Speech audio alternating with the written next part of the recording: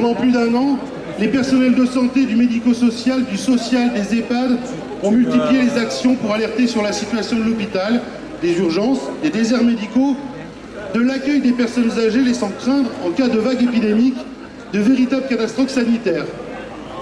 Pendant tous ces mois, ils ont été méprisés, voire matraqués, par le pouvoir en place. Les ministres ont soit minimisé la crise à l'hôpital, soit affiché des promesses qu'ils n'ont pas tenues.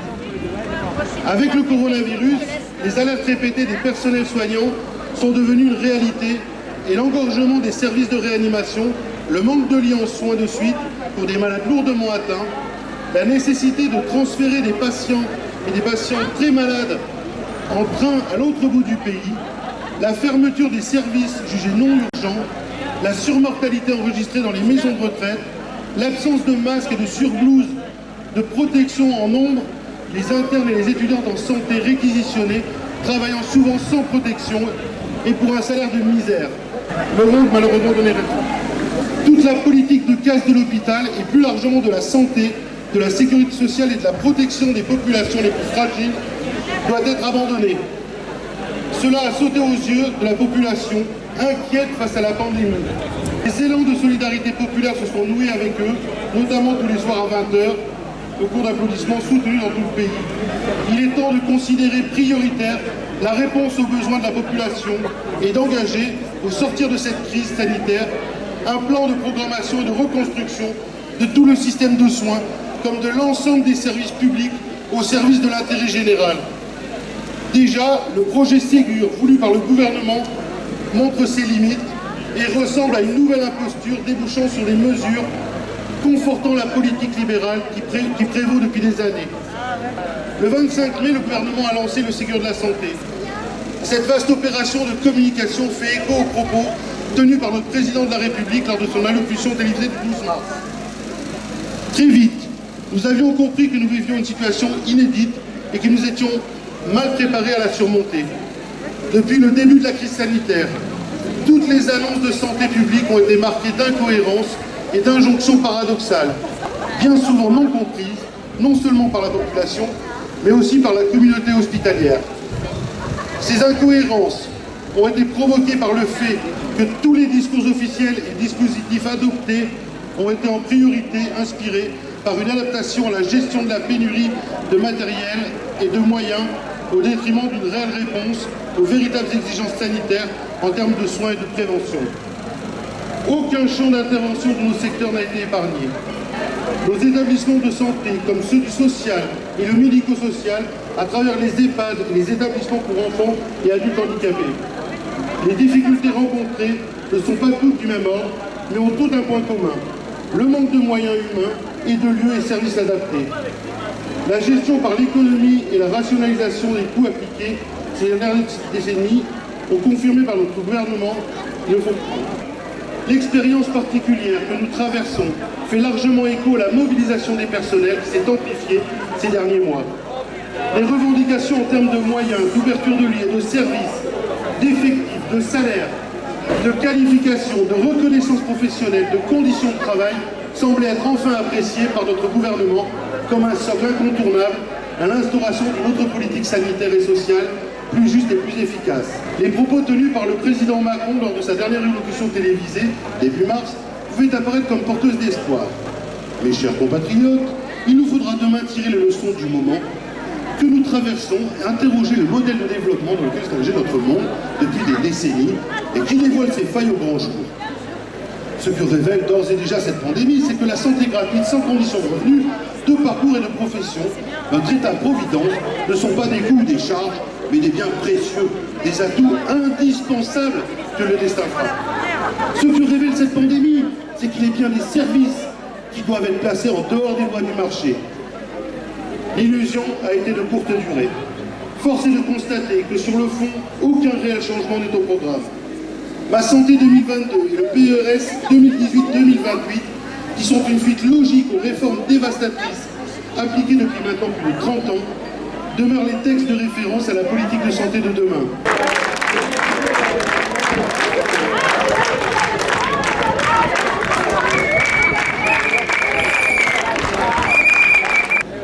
La déstructuration de l'hôpital public reste au programme au profit du secteur privé. Pour ne citer qu'un exemple, les conditions de vente de la clinique mutualiste de Grenoble, conditionnées par un GCS avec le CHU de Grenoble, est un pas de plus vers la privatisation de services liés au CHU. La philosophie de rendre le malade responsable de sa maladie et non responsabilisé face à la maladie, avec le détournement de la médecine prédictive au profit du monde assurantiel, réel débat public sur la question, reste pour le gouvernement un projet majeur à développer. La volonté de substituer le financement de la branche maladie de la cotisation sociale par l'impôt grâce à l'évolution programmée de la CSG reste inchangée et continuera à affaiblir notre sécurité sociale. Le devenir de l'hôpital public, la place du malade dans le système de santé, en lien avec les évolutions technologiques et numériques, le financement de notre système de soins sont trois points qui mériteraient mieux qu'une conférence réunie dans l'urgence et réduite à sa plus simple expression. Nous estimons à la CGT que l'expérience que nous traversons doit être prise avec sérieux. Si nous voulons sortir la santé de la loi du marché, il nous semble que cela doit se faire au sein d'un grand service public de santé et d'action sociale. Une telle ambition nécessiterait de prendre du temps pour la réflexion et la construction d'un nouveau projet. Le Ségur de la santé ne sera qu'un prétexte pour donner quitus au recyclage de la loi Ma Santé 2022 et donner un semblant de démocratie à la manœuvre. Pour conclure, le gouvernement trouve des dizaines de milliards pour le privé lucratif. Mais pour le sanitaire et les EHPAD, c'est la charité des miettes de prime. Nous voulons la création de 100 000 emplois dans le sanitaire et 100 000 pour le handicap et les EHPAD, renouvelables sur 3 ans, un soignant par résident. La revalorisation générale des salaires de tous les personnels, l'arrêt du blocage des salaires et la refonte des grilles reconnaissant les qualifications et l'égalité femmes-hommes. Une prime identique pour toutes et pour tous. Et des moyens pérennes pour financer nos investissements sans que cela profite aux financiers et aux banques. Un Ondam à 5% et non à 2,4 comme actuellement. La santé doit être un secteur non marchand. L'argent public ne doit pas financer les actionnaires. La planification sanitaire et sociale doit répondre à une logique de satisfaction des besoins et élaborée démocratiquement et non aux critères financiers de gestion. Des formes de management délétères pour le personnel guidé par les indicateurs de productivité. Un véritable plan pour le handicap et la perte d'autonomie dans un 5e risque de la branche maladie. La reconnaissance en maladie professionnelle de tous les salariés en poste atteints du Covid. Le plan Ma Santé 2022 doit, de notre point de vue, être abandonné et remplacé par une autre loi en concordance avec les propos du président de la République. Nous avons toutes les raisons d'être ensemble pour porter ces revendications et exiger un grand service public de santé et d'action sociale. Parce qu'on a connu bien des épidémies depuis la fin de la Seconde Guerre mondiale, on en a connu quand même plusieurs qui ont fait parfois des dizaines de milliers de morts. La différence de celle-ci, essentiellement, elle n'est pas sur la qualité du virus ou sur le genre de maladie que ça octroie. Elle est sur le fait qu'en même temps qu'on a géré cette épidémie plus ou moins bien, parce que les pouvoirs publics se sont invités dans la décision médicale de manière parfois scandaleuse, pour la première fois, on a arrêté de soigner tous les autres.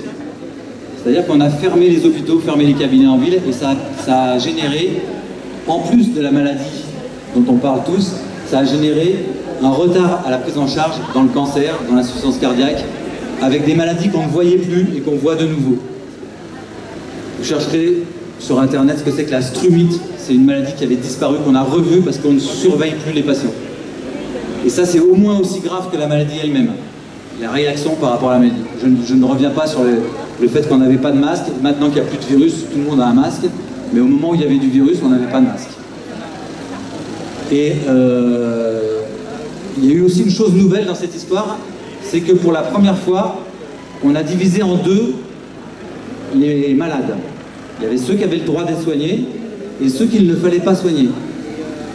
Je ne pense pas seulement aux personnes des EHPAD, dont on a dit qu'ils étaient des résidents et non pas des patients. À partir du moment où ils ont de la fièvre et ils toussent, ils deviennent des patients comme les autres et ils doivent être soignés. Ça n'a pas été le cas. On a fermé les vannes à toute une série de patients. Et ça, c'est un précédent. Et d'ailleurs, ça fait le lien avec la question qui était évoquée à l'instant de la 5e branche. Parce que le principe de la sécurité sociale, personne ne me démentira, c'est que tout le monde doit être soigné selon ses besoins et que c'est financé, si je crois, à chacun selon ses moyens. Et donc ça c'est le pilier de la société. Il n'y a pas de médecine possible sans ça. Et qui est le garant de ça? À ma connaissance, d'après ce que j'ai compris, c'est le mouvement ouvrier organisé qui est là aujourd'hui et sans lequel il ne peut rien se passer de correct. Et donc nous autres médecins, la quasi-totalité des médecins comprennent ça. Plus ou moins de manière consciente, mais ils savent qu'ils s'appuient là-dessus. Et donc ça c'est très très important. C'est pour ça que je pense que c'est très important qu'il y ait un médecin aujourd'hui qui puisse prendre la parole. Je vous en remercie. Des médecins qui se voient dans la délégation tout à l'heure, parce que le gouvernement a peur de la liaison entre le corps médical et le mouvement ouvrier. Et ça c'est très important qu'on puisse bien le garder. La dernière chose que je voulais dire, pour pas être trop long, la dernière chose que je voulais dire, c'est que la situation, j'ai pas le temps de donner trop d'exemples médicaux, et puis je voudrais pas trop affoler le monde, mais la situation est tellement grave qu'aujourd'hui je fais partie des 47 médecins. En France, il y en a 13 dans l'Isère qui ont organisé de porter plainte contre le gouvernement. Vous avez vu ça dans la presse. Et elle va permettre au mouvement ouvrier organisé, aux syndicats, de s'appuyer aussi sur le fait que les médecins font ça. Je vous remercie. Juste pour dire que le privé-public, on est tous dans le même bateau. Donc lucratif, non lucratif.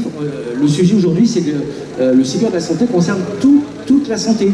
Donc quand je vois dans le Dauphiné des articles où il n'y a que le public, non, il y a beaucoup de gens du privé également là. La Clinique des aides qui n'a jamais fait grève, qui est présente là. La Clinique mutualiste aussi, des EHPAD. Donc voilà, donc, du coup, on est tous ensemble et les revendications nous concernent tous, que ce soit en termes de conditions de travail, de salaire.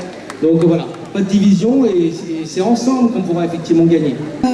Pourquoi on a souhaité vous parler? Parce que vous êtes certainement au courant que le GHM est à vendre. Le GHM, c'est le deuxième établissement de santé du département. Et c'est un ESPIC. Alors ESPIC, ça veut dire que c'est un établissement privé mais qui participe au service public. C'est-à-dire que lorsqu'il y a des bénéfices, c'est remis dans l'hôpital. Il n'y a pas d'actionnaire. Et ça, c'est très important aussi de le savoir. Cet établissement était géré par des mutuelles et la plus grosse mutuelle qui s'appelle Adrea Aesio. Et si vous êtes adhérent à Adrea Aesio, je vous invite à faire des courriers à cette mutuelle pour leur dire que vous n'êtes pas d'accord. Cette mutuelle a décidé de vendre le GHM. Le GHM, c'est 60 ans d'histoire. C'est des mutualistes qui ont participé à son financement, des gens comme vous et moi, qui ont participé à son financement, justement, pour pouvoir améliorer l'offre de soins sur Grenoble. On est persuadé que, et les syndicats du GHM et les usagers, on est persuadé que Brottier, qui est le président d'Adrea, a décidé de vendre à Vivalto. Vivalto, c'est le troisième acteur de santé privé à but lucratif, donc de national. C'est des gens qui ont des fonds de pension, c'est des gens qui ont des fonds souverains qui viennent d'autres pays et qui se vantent de faire 10 à 12% de bénéfices. Évidemment, qui ne sont pas mis à disposition des salariés, mais des actionnaires. Donc Brottier a retenu 3 candidats pour le GHM qui sont Vivalto, que je viens de décrire, Doc Gestion, Menakabi, qui est un lobby aussi qui est là pour faire du fric. Et c'est vrai que la moins pire des solutions à nos yeux, c'est le GCS, pardon, groupe de coopération sanitaire, CHU, ACDUC. L'ACDUC, c'est aussi une association, c'est aussi un ESPIC comme nous. Donc c'est vrai qu'on essaie de faire pression sur Brottier pour que ce soit cette solution qui soit retenue, parce que ça permettra de conserver les emplois, ça permettra de conserver les services. Alors après, c'est vrai que c'était pas l'idéal et que ça aurait été bien que ça devienne un service vraiment public, mais je crois qu'on n'a pas un rapport de force suffisant pour pouvoir aller dans ce sens-là, et que ce qui est important, c'est qu'on puisse quand même continuer dans ce service public non lucratif. Je pense que dans l'état actuel des choses, la santé publique, eh ben, ce n'est pas que la fonction publique, hélas, et qu'on doit faire la place à tout le monde. Voilà ce que je voulais dire. Et je suis rentré dans une colère en me disant, mais c'est pas possible, quoi. Bon, on n'est pas en première ligne, on comprend bien, on n'était pas dans un service en réanimation avec des canaux. Deuxième ligne, bah super, moi j'ai rien, j'adore mes caissières, je leur parle, je leur parlais même avant qu'il y ait la Covid, hein. C'est les rapports humains. Mais quand j'ai entendu les routiers, on a énuméré en fait des tas de personnes, mais l'aide à domicile, bizarrement, il était toujours oublié. Alors, je ne sais pas quelle heure il était, j'ai passé une bonne partie du début de ma nuit à écrire un courrier de colère. Alors peut-être que vous ne l'avez pas lu, hein, j'imagine, mais enfin vous pouvez toujours aller le voir, je crois que c'est sur GroNews, hein, il est en ligne. Donc moi je l'ai adressé à Macron, le ministre, je l'ai adressé au président du conseil départemental. Nous on est une instance représentative, nos associations qui s'appellent l'UNA.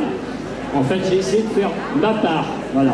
Parce que bon, chez nous, c'est compliqué de faire sa part. Je vous dis, il y a beaucoup de gens gagnant très peu, se priver d'une journée de salaire, pour elles, c'est excessivement compliqué. On se croise une fois par mois, sinon on travaille en solitaire. Voilà. Donc, en plus de cette prime Covid, bon, c'est pas ce qui va nous contenter, hein. Ça c'est juste, ce serait un remerciement, mais comme pour tout le monde, nous ce qu'on espère pour tout le monde de la santé, ce sont des moyens en personnel, des moyens pécuniaires, et puis moi un truc que je comprends pas, c'est que tous nos politiques là qui nous promettent monts et merveilles, j'imagine qu'ils sont pas nés dans un chou ni dans une rose, donc ils ont sûrement des mamans, des papas, qui sont peut-être même accompagnés, et même, pas peut-être, sûrement accompagnés, ou seront un jour accompagnés par des soignants, par des infirmiers, par des services de médecine, par des aides à domicile, des auxiliaires de vie. Et bon voilà, j'ai plus trop grand chose à dire, moi je suis représentant. Les chiffres vont nous faire réveiller après. Parce qu'en fait, pour l'instant, il y a des polémiques, mais les chiffres sont là. Son département, c'est le département qui a déclaré le moins de décès. Et en plus, comme le dit le gouvernement, on ne sait toujours pas combien sont décédés du Covid-19. Cette situation a conduit les gens à rester assignés à résidence, comme je vous le disais. Donc ça va avoir des conséquences, parce que des gens ne sont pas fait soigner. Il y en a qui ne se sont pas fait dépister d'autres maladies s'ils en avaient. La conjoncture sociale aussi, économique, les entreprises ont fermé, ont déjà commencé à fermer, alors qu'on nous disait aucune entreprise fermera. La santé est l'affaire de toutes et tous. Nous nous associons ce jour aux mobilisations des personnels de la santé et médico-sociale qui s'inscrivent dans le cadre des appels professionnels du mardi de la colère. Vous avez raison de vous mobiliser puisque depuis plus d'un an, vous n'avez de cesse d'exiger plus de moyens matériels, plus de moyens humains pour bien travailler. Alors qu'ignorés et méprisés par les pouvoirs publics, vous êtes revenus sur le devant de la scène avec la douloureuse période du coronavirus. Notre système de santé et de protection sociale a tenu, certes, malgré toutes les attaques qu'il a subies ces dernières années, par le seul dévouement des travailleurs et des travailleuses. En première ligne, vous avez affronté la crise, travaillant sans compter pour soigner, sauver des vies, parfois au détriment de celles de vos collègues tombés pour la nation. Nous vous en remercions, mais cela ne peut suffire. S'il est primordial que vous obteniez satisfaction à vos revendications, il est temps d'en finir avec les discours complaisants et sans lendemain et de passer aux actes avec une politique de rupture aux logiques libérales. Or les faits, et malgré les étanches paroles du président de la République quand il déclarait que la santé devait être sortie du secteur marchand, on ne peut qu'en faire le constat du maintien du gouvernement par le cap libéral, priorisant les intérêts privés au-dessus de l'intérêt général. Et ça, c'est le sens que prend le Ségur de la santé et les annonces ce dimanche par Emmanuel Macron. Il est hors de question pour la CGT de se laisser instrumentaliser au nom de la reprise économique par les économistes libéraux et le MEDEF qui ressuscitent les vieilles rengaines sur la compétitivité, le coût du travail et qui fustigent les 35 heures. L'annonce de restructuration et de suppression d'emplois dans les entreprises privées, publiques et les services publics, alors que 450 milliards ont été débloqués pour aider les entreprises, est inacceptable. Si on peut diffuser en direct, mais là... L'argent public ne doit donc pas être utilisé pour amoindrir les droits sociaux ou fermer des entreprises, mais utilisé dans le cadre du renforcement du service public et de la protection des individus face aux aléas de la vie. La CGT revendique une sécurité sociale intégrale prenant en charge 100% des soins prescrits est financée par les cotisations salariés et employeurs, assises sur le fruit du travail, en intégrant des nouveaux droits comme la perte d'autonomie des personnes âgées ou celles en situation de handicap dans la branche de l'assurance maladie. L'annulation de la réforme de l'assurance chômage et celle des retraites. L'augmentation des salaires, des pensions et des minima sociaux, et on ne lâchera rien là-dessus. La reconnaissance pleine des qualifications. La réduction du temps de travail à 32 heures, sans perte de salaire, pour travailler toutes et tous, mieux et moins. Ça, ce sont les leviers essentiels pour la croissance, l'emploi et contre les inégalités. C'est le sens de l'histoire que nous devrons imposer. Et dans les mois qui viennent, on tâchera d'y répondre tous ensemble. Il suffit d'élargir.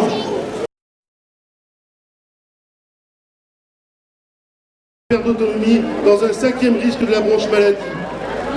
La reconnaissance en maladie professionnelle de tous les salariés en poste atteints du Covid. Le plan Ma Santé 2022 doit, de notre point de vue, être abandonné et remplacé par une autre loi en